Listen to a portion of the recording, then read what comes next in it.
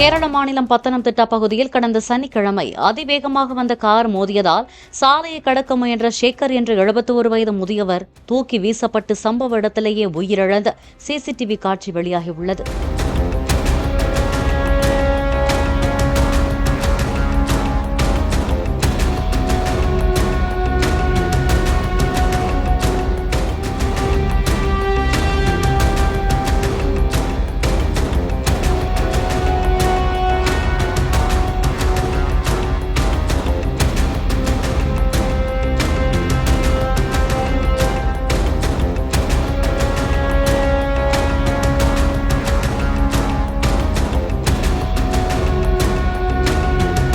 Play store மற்றும் app ஸ்டோரில் இருந்து பாலிமர் செயலியை QR கோடு மூலம் பதிவிறக்கம் செய்யுங்கள்.